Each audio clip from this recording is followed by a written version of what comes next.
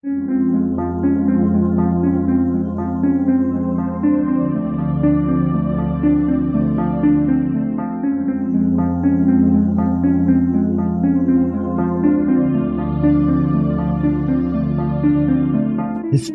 tells the story of the world and of our lives. Sometimes that history goes bump in the night.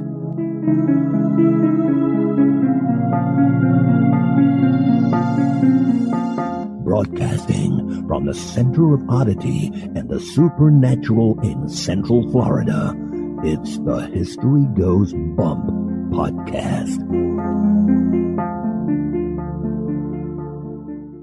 Hello, you spooktacular people. Welcome to this 528th episode of the History Goes Bump podcast. Ghost Tours for the Theater of the Mind. I am your host, Diane. And this is Kelly. Kelly, on this episode, we're going to be talking about something that was suggested by one of our young listeners, Colin Weaver. Looking forward to it. He can't spend a lot of time in these locations because they're casinos. He wanted to hear about some haunted Vegas casinos, so that's what we're going to be doing on this episode. I used to love going to Las Vegas when I was younger. As a matter of fact, in my early 20s, I went on a road trip all by myself. I went down through New Mexico and over to Arizona, and then I went up and I went to Las Vegas and spent 3 days there on my own. Party animal. And I used to have a shot glass collection. And while I was there, I got shot glasses from 3 of the locations we're going to be talking about. I have this one from Circus Circus. Really loved that place, even as a kid. Excellent. And then I also have the Venetian. Love it. And this is the one in specifically that Colin wanted us to talk about, the Luxor. Very nice. Yeah, so those are my really cool shot glasses from that trip that I took out there. So we're looking forward to bringing that to everyone. Before we get into that, we want to welcome into the Spooktacular crew, Shanae and Kylotoe. What an interesting name, Kyylottoe. I love that. Yeah. Thank you so much for joining our Spooktacular crew. And now, this moment in Oddity.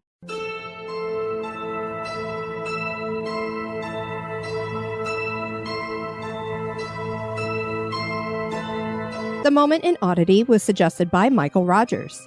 Waterways around the world are routinely dredged to reduce the sediment that can impede water flow. Dredging is the process of removing mud, sand, weeds, and trash from a river, harbor, or any body of water. In mid-January 2024, there was a surprising discovery while dredging a river in Poland. The incredible find was a sword, estimated to be over 1,000 years old. The Provincial Office for the Protection of Monuments was immediately contacted, and the sword was transported to the city of Torun. The preservation of the archaeological artifact was rushed, and research on the object will proceed from there.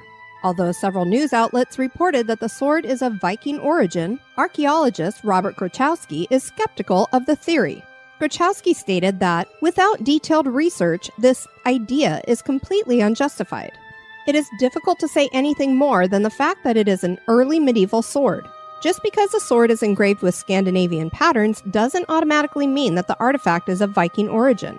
Only once the research has been completed will we have a clearer answer. Once the study is finished, it is expected that the sword will be returned to Włocławek to be displayed at the city's History Museum. Dredging the depths of dark debris-littered waterways only to discover a medieval treasure certainly is odd.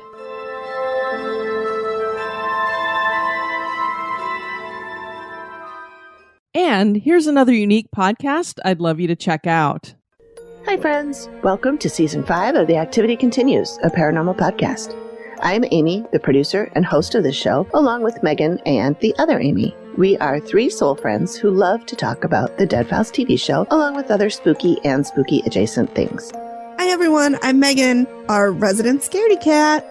I love this stuff, but it absolutely terrifies me. Hey, everyone. I'm the other Amy, sometimes referred to as Amy, ABP, or AP, and I'm the voice of reason in the chaos, trying to keep these 2 spooky, goofy, lovely ladies in line. We're creating a community of like-minded friends who love to discuss all things paranormal. Come join us, where the activity continues. And now, this month in history.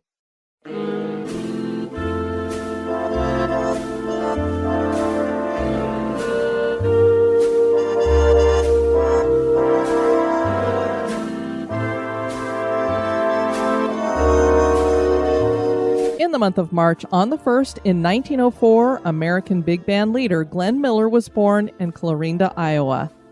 His music is synonymous with the World War II era. His prowess as a musician led him to drop out of the University of Colorado to begin his musical career. In 1925, Miller was hired as a trombonist to play with Ben Pollock's orchestra. Later, he began freelancing his musical arrangements and trombone skills with bands like Benny Goodman, the Dorsey Brothers, and many others. Eventually, Glenn studied musical theory under Joseph Schillinger, which led to Miller's advancement of the instrumentation of his pieces later on. After the disbandment of his first orchestra, Glenn immediately started a new group. The sound was unique, and this was the start of what would bring him lasting fame. He was quoted saying, "A band ought to have a sound all of its own. It ought to have a personality." He created that effect by having a clarinet play the melody, doubled by a tenor saxophone playing an octave lower, and other saxes in harmonic support. The band's success took off from there, performing in casinos, ballrooms, and even playing on national radio broadcasts. At the end of 1939, Miller's band was given their own radio show that was broadcast 3 times a week. From hits like In the Mood, Moonlight Serenade, to the big band's recording of Chattanooga Choo Choo for the 1941 movie Sun Valley Serenade, Glenn Miller's orchestra had many iconic pieces that people are still enjoying today, including us, Kelly. Yes, indeed.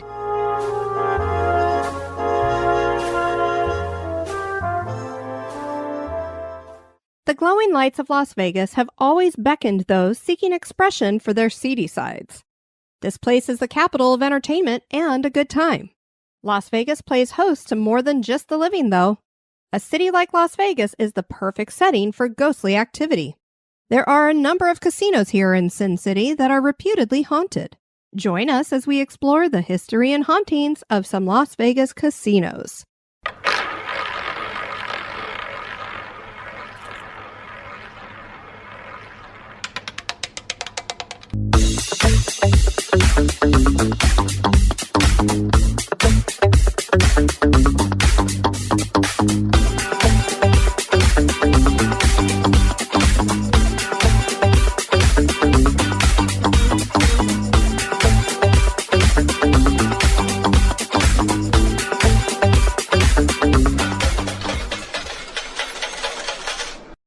Las Vegas means the meadows in Spanish.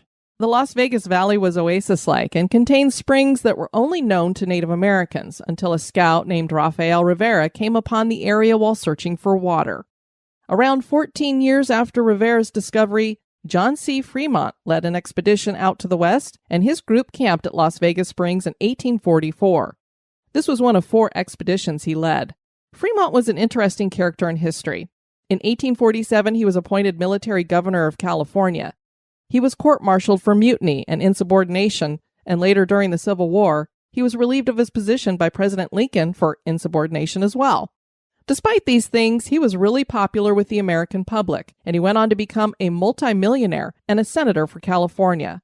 He later moved to New York and became an active abolitionist who ran on the Republican ticket in 1856. I had no idea that Fremont had been a Republican. Oh, I didn't either. I didn't even think that the Republican Party was there yet, because President Lincoln, I thought, was the first, I guess he'd be the first Republican president who won?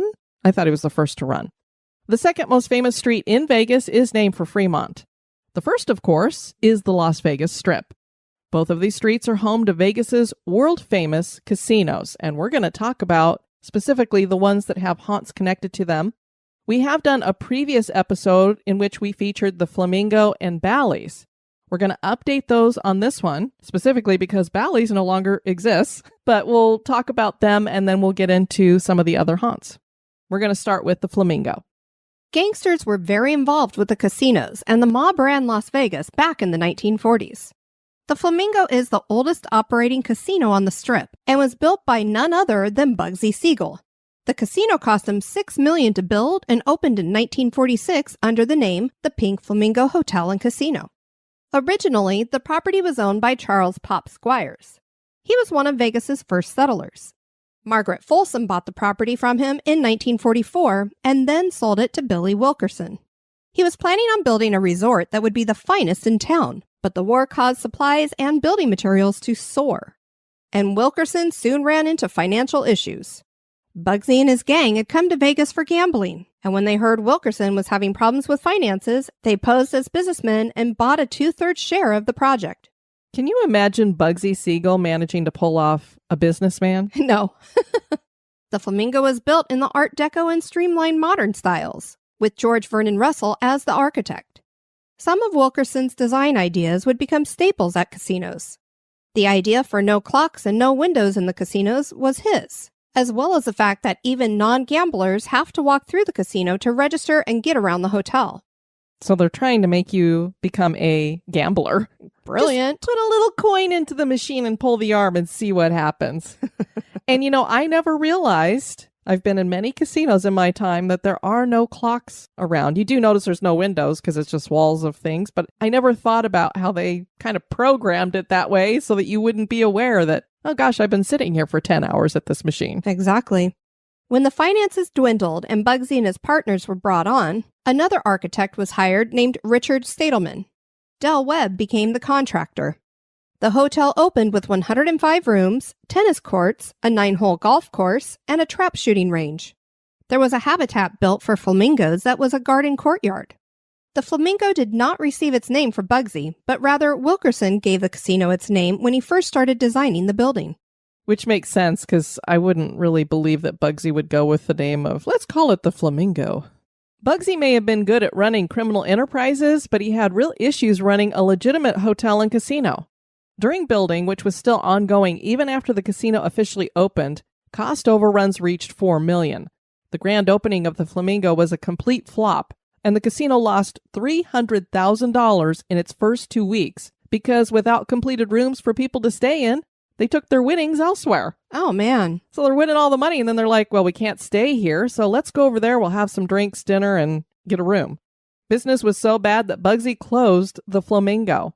He finished construction and reopened in March 1947 with a much better reception. Despite the Flamingo running a profit, investors were not happy. They wanted bigger returns, and since most of these investors were other mobsters like Lucky Luciano, Bugsy was in hot water. A meeting was called in Havana, and Bugsy completely lost his temper and stormed out. Not a good idea with the mob. As one would expect, a hit was ordered on Bugsy, and he was killed while sitting on a couch in the home of his girlfriend on June 20th, 1947. At the same time, several mobsters walked into the Flamingo and took over operations peacefully.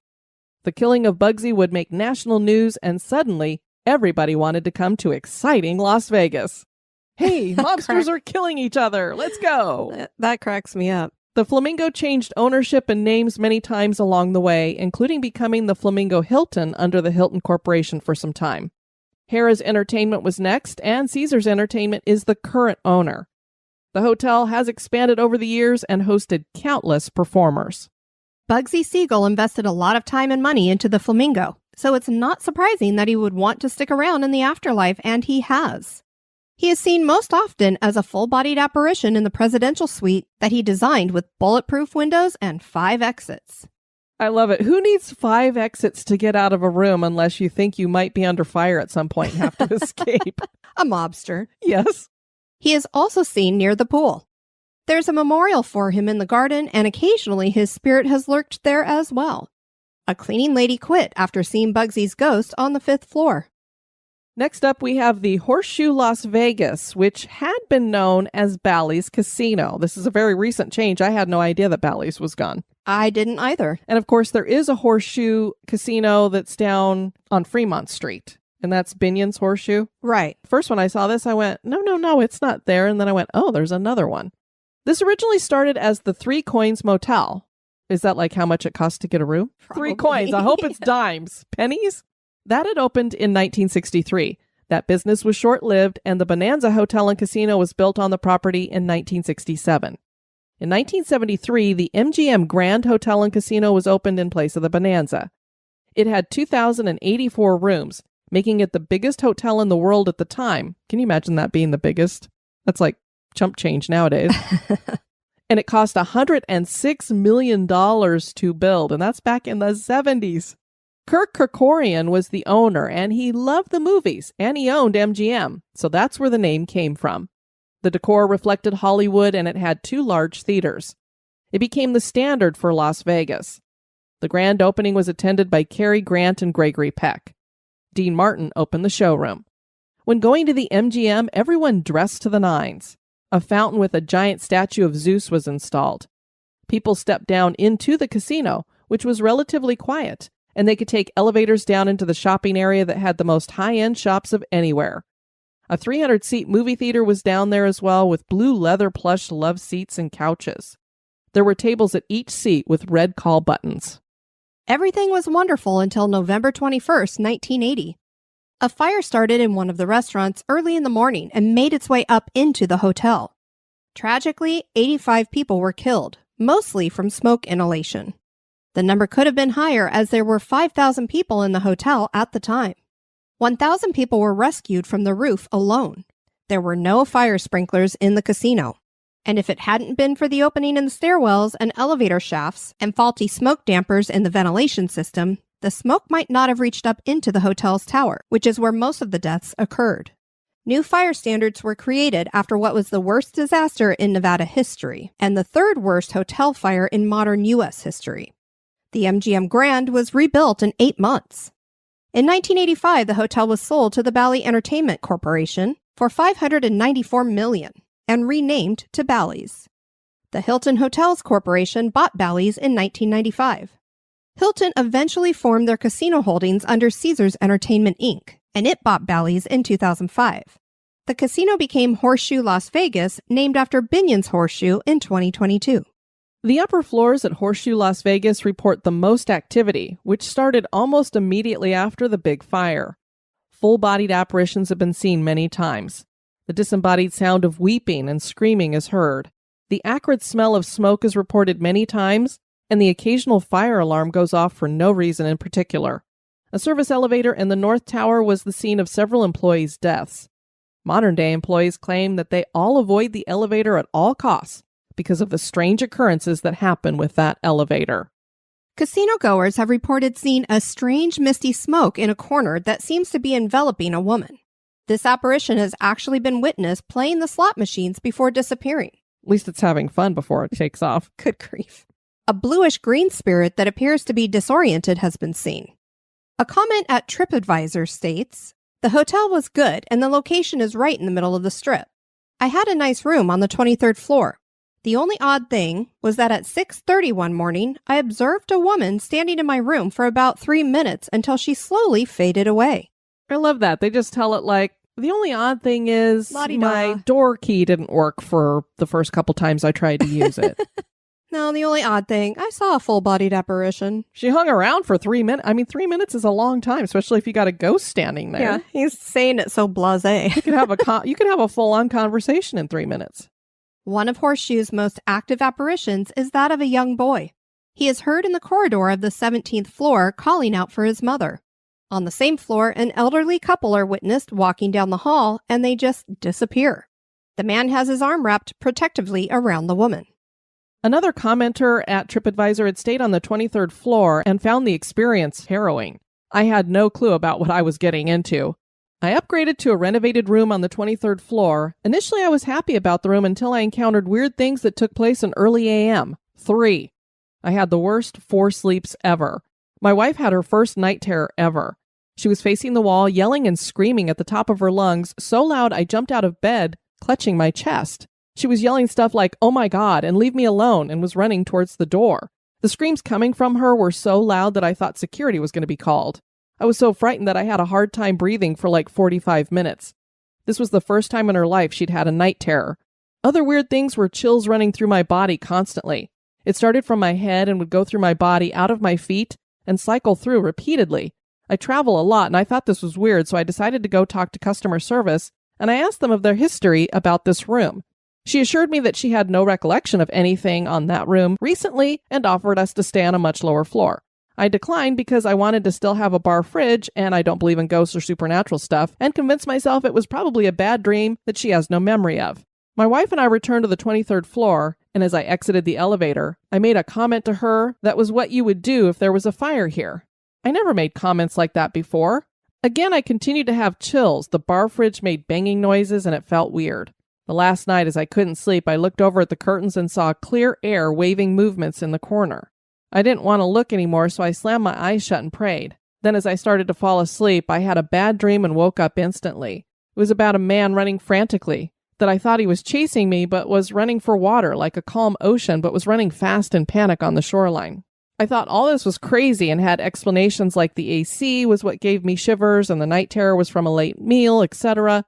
When I arrived home, I was curious, so I started to Google things and found out that the 23rd floor is the most haunted, and a fire broke out in 1980 where 85 people perished.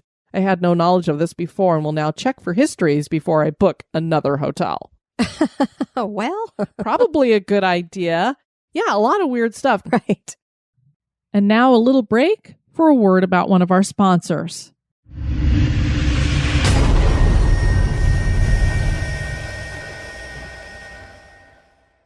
Next up, we have the Venetian Hotel. The Venetian Hotel sits where the Sands Hotel and Casino once stood. That casino was demolished in 1996 after it was decided by a new owner that an update was needed desperately. The Sands opened in 1952 under founder Matt Kufferman, with 200 rooms spread out over 4 two-story wings. Crime bosses financed the venture, as did Frank Sinatra, who made his performing debut at the Sands in 1953.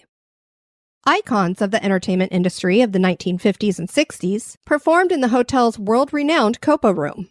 And yes, it is named for the Copacabana. Indeed. These were singers and performers like Dean Martin, Jerry Lewis, Nat King Cole, and Sammy Davis Jr.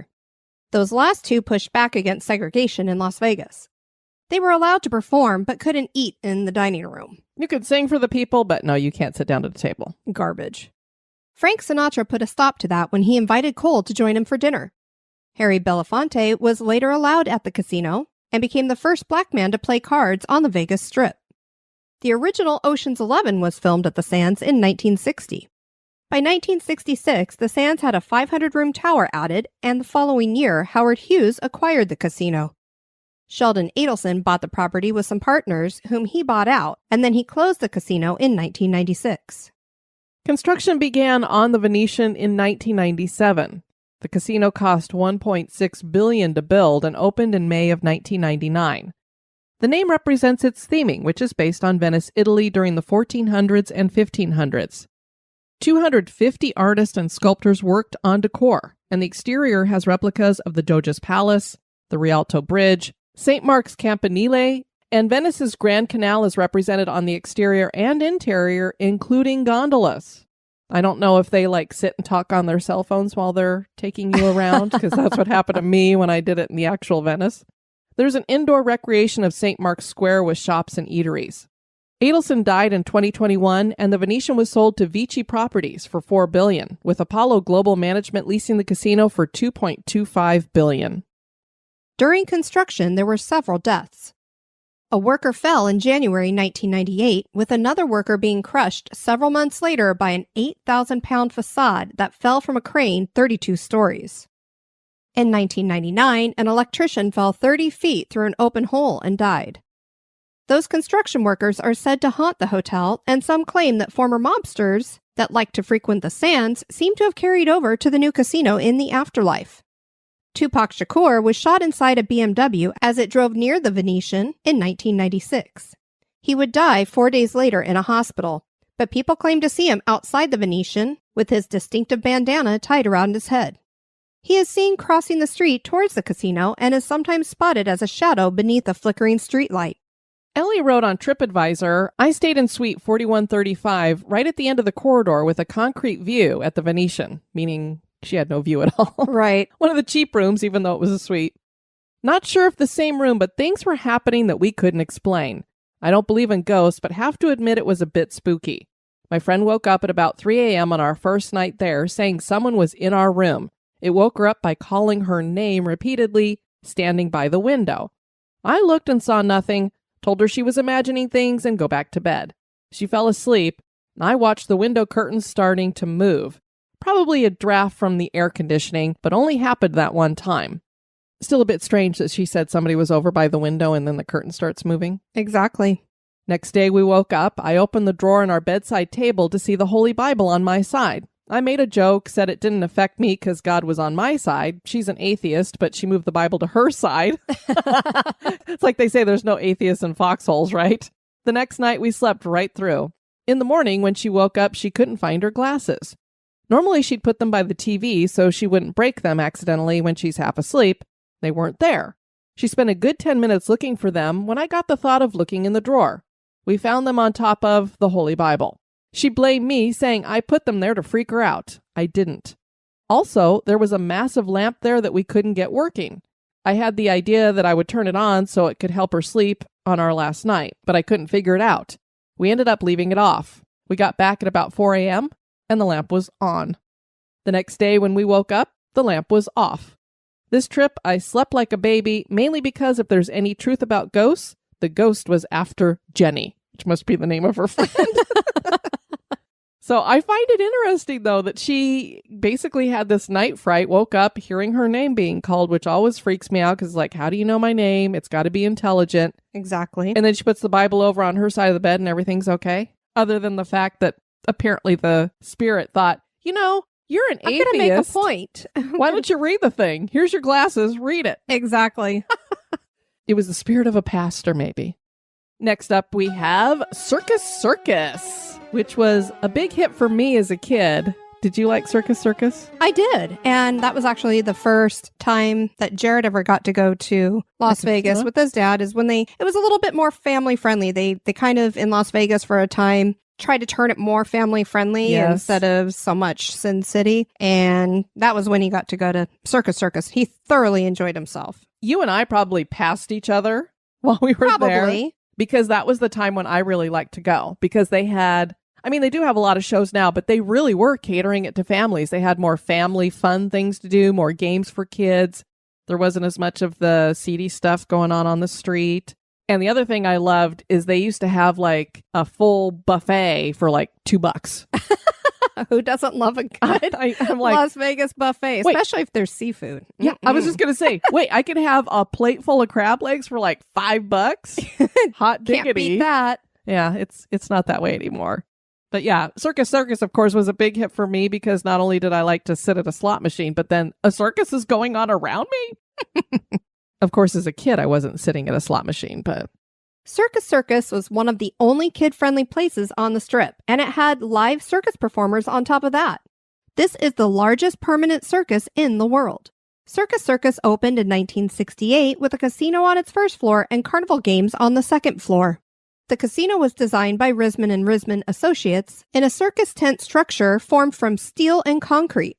The tent-shaped roof was made from a plexiglass material painted white and hot pink. Trained monkeys roamed the casino, and an elephant named Tanya would throw dice and pull slot machine handles with her trunk. A hotel wouldn't be added until 1972, and this was a 15-story tower with 409 rooms. Jay Sarno and Stanley Mallon were the original owners, and they eventually leased operations to Bill Bennett and William Pennington after authorities started connecting the original owners to organized crime. Sarno had previously opened Caesar's Palace. He had intended for this casino to be like a Roman circus. But then he decided he wanted it to be a circus. And that is where the name came from. I love that. I loved it so much. I'm like, Kelly, come here quick. I got to tell you this.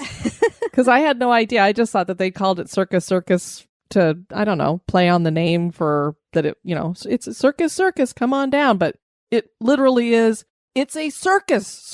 It's not... like not the a Roman circus. The new owners built another tower of rooms in 1975 and added an RV park in 1979. And for years, I don't know if it's still the case, it quite possibly could be, only RV park on the Strip. More rooms and towers were added through the years, and eventually an amusement park opened in 1993. The resort was acquired by MGM Mirage in 2005 and is currently owned by Phil Ruffin. He has been renovating and has plans to possibly turn the RV park into a swimming pool complex.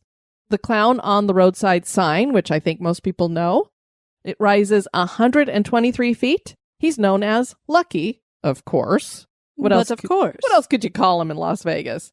This is one of the most photographed signs in Las Vegas. And I'm sure anybody who's been to Las Vegas, you've seen him. It's very cool. Many people staying at Circus Circus claim to hear phantom noises and have other weird things happen, possibly due to homicides. A Vietnamese couple was found stabbed to death in their hotel room after a robbery gone wrong in 2018. They were part of a Vietnamese tour group, and when they didn't show up for the Grand Canyon tour, hotel staff were asked to do a welfare check. The couple had multiple stab wounds. It was thought that it could be a murder-suicide because nobody had entered the room after the couple did. But eventually, a suspect was arrested. Another homicide was said to have taken place in room 123, and there were 2 victims, a mother and her son. Unfortunately, it was later determined that the mother had killed her son and then took her own life. As an aside, interesting that the sign is the same height in feet as that room number, 123 feet on the sign, room 123. I don't know if it means anything, but we're into the paranormal and the weird, and I watch numbers all the time. This room is said to be haunted by the mother and son. Guests staying in the room claim to hear whispers, many times saying the words, "Help me." Words are sometimes written on the mirror in the bathroom, which, Kelly, we could kind of debunk that as other previous guests fooling around. You can write on a mirror, and then when it steams up later, it'll show up. We've watched this getting debunked on Ghost Hunters. Another guest ran into a woman and her young son who seemed to be frantically looking for someone. When asked who this was, the woman said they were looking for Robert, possibly her husband. The pair then disappeared. That's how she knew this is a little weird. Furniture moves around on its own, and a little boy's apparition has been seen in the hallway near room 123. And then finally, we have the specific casino that Colin wanted to hear about. It's a very, very cool location. You can't miss it. It sticks out on the strip. You can see it from a plane. I mean, you just look out there and it's a pyramid, the Luxor. It sure is. Rising along the strip is a very unusual sight, a giant black pyramid. This is a casino named the Luxor, and it is the 3rd largest pyramid in the world. That blows my mind. I know. It's amazing. Giza claims the 2 largest pyramids, but the Luxor does have a claim to fame that neither of these pyramids has. The most powerful man-made light in the world. This is a beam that shoots up into the night sky from the tip of the pyramid. The light is known as the Luxor sky beam and is generated by using curved mirrors to collect the light from 39 xenon lamps and focusing the light waves into one intense narrow beam that can be seen up to 275 miles away. The beam was activated for the first time on the night of October 14th, 1993, when the resort had a pre-opening party. They had to have picked it because that's my birthday, I'm sure. If I would have known, I would have been there for that. Especially, that light is so cool to see. You can see it from a long distance away. Absolutely. Now, it isn't as intense today because they don't fire up all of those lamps anymore. I don't know if there's some kind of regulation or something about it, maybe. But yeah, it is amazing to see that beam shooting up from the top of that pyramid. Inside the area that the very top of the pyramid where all those lamps come together, 300 degrees Fahrenheit in there. Yikes. Sometimes can get up to 500. They only have 2 people that keep an eye on all that. And I don't know how they do it. I don't know if they put a special suit on or if they run in quick and then come back out. I'm not sure. Run in quick. Here, flip the switch.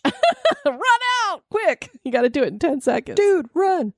The Luxor is the first place that I actually saw the Blue Man Group. Oh, very cool. Loved it. Actually saw them 3 times. And one time got to go up on stage with them. Super fun. Loved their percussion group. That makes sense because you love drums. I sure do. Didn't you mention to me that you had a friend that just stayed at the Luxor and he showed pictures of his room and they actually have the curtains because, it's a pyramid. So if you are staying in a room and you've got a window there, it's slanted. Right. So the curtains are pinned to the wall or something? Yeah, that was my old vet, Dr. Tom Greek. He was there for something, I don't know what, but he showed the picture inside, or a little video inside the room. And yep, it's slanted and the curtains are just adhered to the window. So I guess they just slide back and forth. I don't know. He didn't open them. How interesting. I never even thought about it until you'd said, look at the video here. And were telling me about it because I'm like, oh, because otherwise they would just be kind of hanging into the room and look kind of weird, I guess. Or maybe I thought that they didn't even have curtains, but you wouldn't want to stay in a room where you don't have curtains. So. Definitely not. At least nobody wants me to stay in a room that doesn't have any curtains. Oh, stop it. We've heard stories of curses connected to pyramids. Is it possible that this modern pyramid has a curse too? It is quite possible. The Luxor was built in 1993 by Circus Enterprises. How very cool. I had no idea that they were connected to each other. Veldon Simpson was the architect, and the casino was named for the city of Luxor in Egypt with a plan for a 30-story tall pyramid featuring Egyptian theming inside. This included an indoor Nile River ride. It's no longer there. Before they put the Nile River in there, they had this initial idea that was pretty cool. They were going to have a moat and then a real casino riverboat that was traversing it before they built the Luxor. That was the initial idea that they went with. And I love casino riverboats, so I would have thought that was great. It wouldn't make much sense in the middle of the desert in Las Vegas, but hey. Various replicas of Egyptian artifacts were brought in as part of the decor. The exterior was formed from metal and glass. Construction cost $375 million. 2 hotel towers were added later, and the casino has undergone numerous renovations, many that have taken away much of the Egyptian theming. So it looks like a pyramid on the outside. You get inside, and almost everything is gone. All of those replicas of Egyptian artifacts have been pulled out. Thankfully, they donated them to various museums in the area, so they're still being used for that. A tram was added to connect the Luxor to the Excalibur Casino and Mandalay Bay Casino, because they're all right next to each other and they're all owned by Vici Properties. They bought the Luxor, and MGM operates the resort. A lot of those casinos are all kind of connected and owned by the same thing together. The Luxor has a reputation for having a high number of murders, suicides, and other deaths, some of which took place during construction. Because of that, people claim the place must be cursed. We mentioned Tupac Shakur earlier. He was staying at the Luxor at the time of his death. A casino worker was killed by her boyfriend in plain sight of people in 2012. A man fell from the 10th floor. An employee at the Luxor food court was killed in 2007 in the Luxor parking garage when a homemade pipe bomb exploded. He was apparently targeted by 2 other men who were apprehended and given life sentences in 2010. I didn't read the whole story, so I don't know why they targeted him. But apparently what they did is this homemade bomb was underneath a red Solo cup that they'd put on top of his car. And so when he went to lift it off the car, the bomb went off. Las Vegas has a huge number of suicides every year for obvious reasons, and the Luxor seems to have the greatest number of them. Another reason why there may be issues at the casino is the fact that there is only one sphinx guarding the entrance. Egypt of the ancient world always held to a practice of having a pair of sphinxes to guard entrances. Could it be that this lack of tradition has allowed something dark to get through? And that's why whenever you see an Egyptian motif mausoleum, it will have the 2 sphinxes on either side of the door there. I don't think I've ever seen a mausoleum with Egyptian iconography that doesn't have 2. So the fact that there's just that huge giant sphinx sitting in the middle of the desert in Egypt makes you wonder, what's happening there that there's only the one sphinx there? Most paranormal experiences take place in the pyramid part of the resort rather than the towers. There's one room here that has a poltergeist, and that is room 30018. The spirit here doesn't like to share its space. Nearly every morning at 8:30 a.m., a metallic noise rings out in the room. Here at the Luxor, a blonde spirit known as the Luxor Blonde haunts several rooms, and she likes to make her presence known by strangling people in their beds. Oh, so she's a friendly spirit. She definitely likes to get their attention. Guests awaken when they feel hands tightly gripping their necks and are shocked to find that they are either alone or their partner is sound asleep and not trying to murder them in the bed. Some of these people describe the experience as being more like a very vivid dream, and during the dream they see that it is a blonde woman trying to strangle them. Other people claim to have intense chest pains. Other activity includes the pounding of doors by unseen fists. Guests get up to yell at whoever's awakened them from slumber to find the hallways empty. Shadow figures have been seen out of the corner of the eye. Construction workers who died have appeared in the quieter parts of the hotel. Acrid smells out of nowhere invade the senses, and lights sometimes flicker on their own, which was in the video that Dr. Greek posted.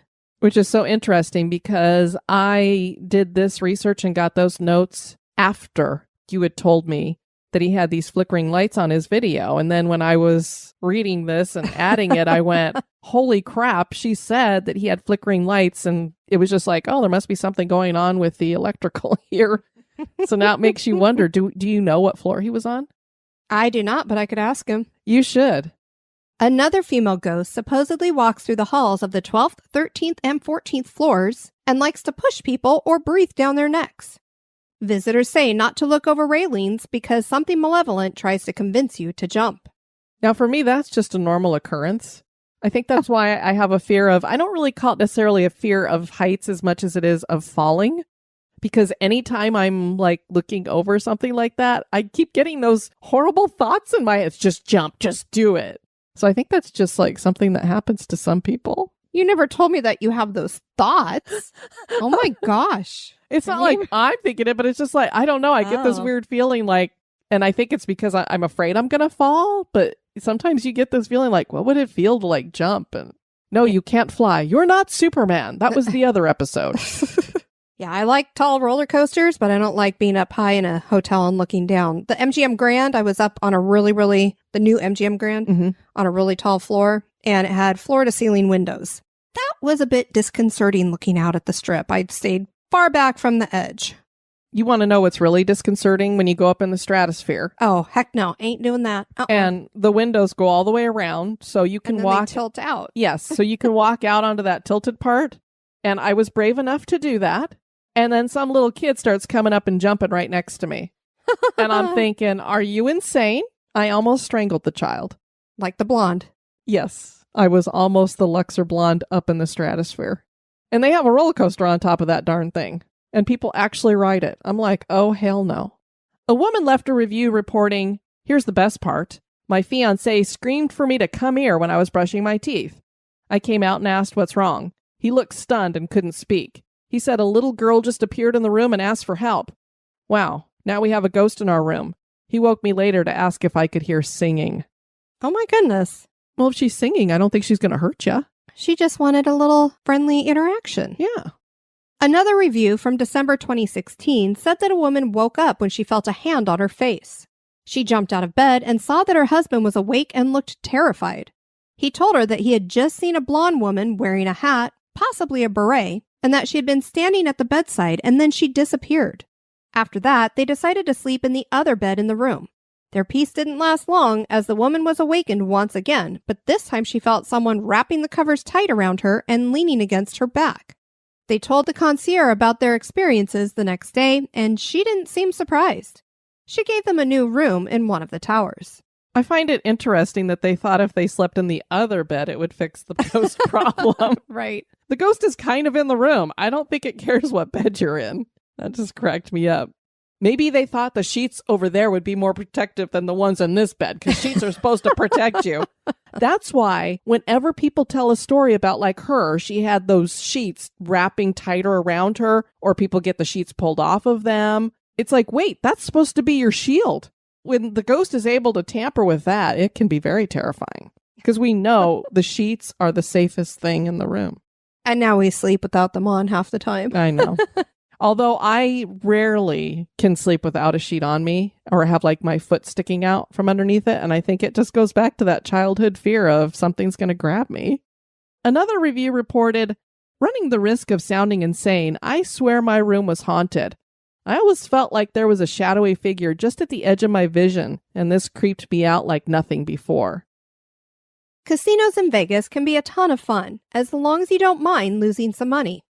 They might have an added bit of fun for those of us that enjoy a good ghost story and a little love tap from an apparition.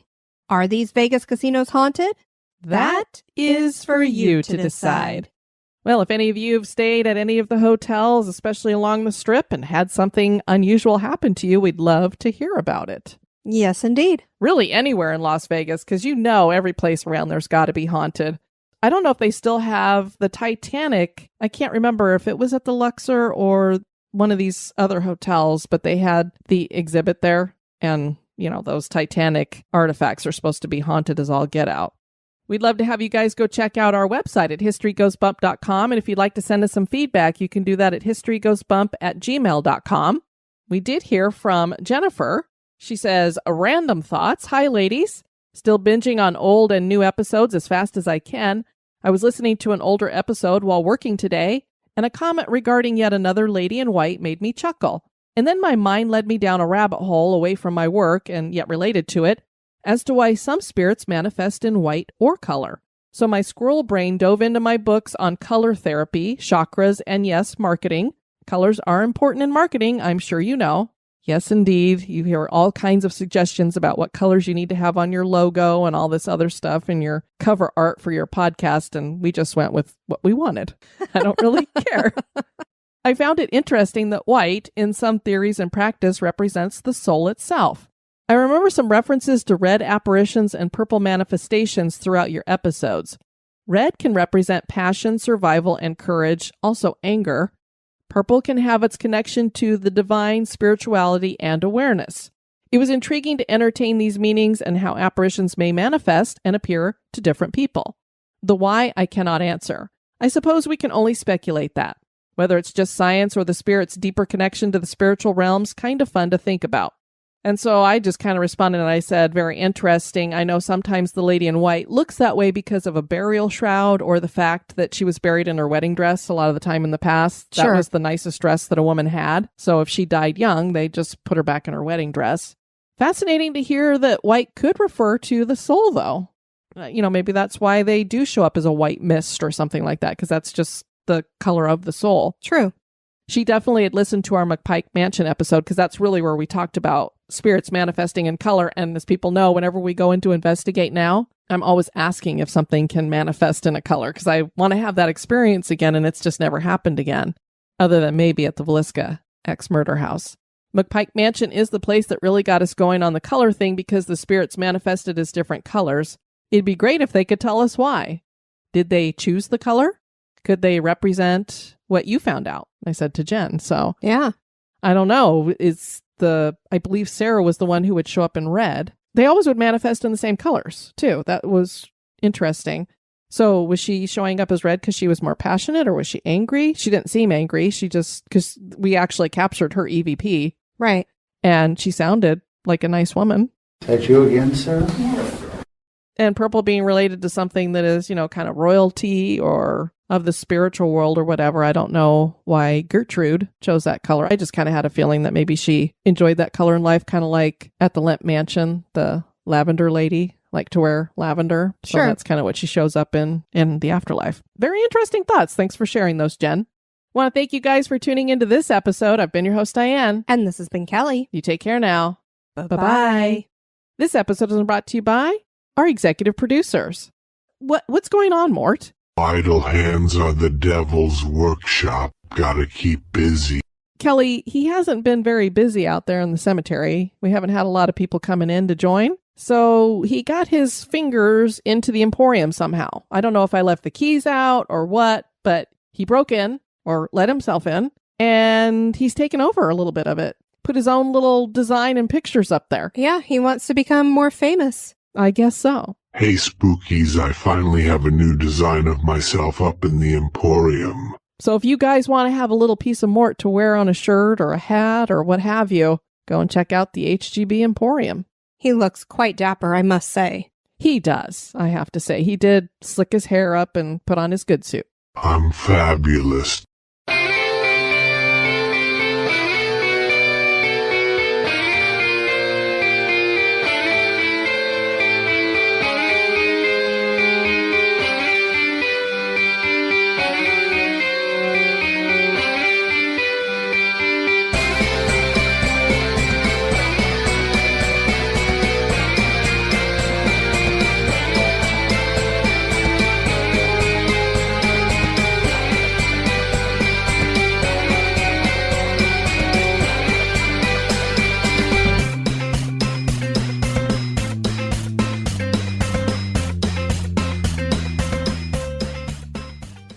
Until a scout named Rafael Rivera. It's Riviera. That's what they named it for. They named it for Rafael Riviera. Now we know why they had that casino. Except I don't think it's there anymore. They closed it down. Well, Rafael Rivera is not here anymore either, so I guess that's fitting. Alrighty then. He later moved to New York and became an active abolitionist. Do they abolish apples? Yes. Originally, the property was owned by Charles Pops Squires. Charles Pops. You actually probably popped it into the microphone in such a way that you don't want to if you're a professional broadcaster, Kelly. Yeah, well, that's not me. That's why they have pop screens. Next, we have the horseshoe. Next, we have The horseshoe. the horseshoe. What is Shoo, horsey. happening? Shoo fly, don't bother me. Oh, boy. I'm sure our listeners just love it when we break into song and make the History Goes Bump podcast into a musical. At least we don't dance. If Although we you're a did, good we dancer. actually would do better. I could dance. I can't sing. Kirkorkian. Boy, say that 5 times fast. It's not Kekorkian. See, I can't even say it. I can't say it right one time, much less 5 times. Nearly every morning at 8:30 a.m., a metallic noise. I remember some references to red apparitions and purple manifestations throughout your episodes.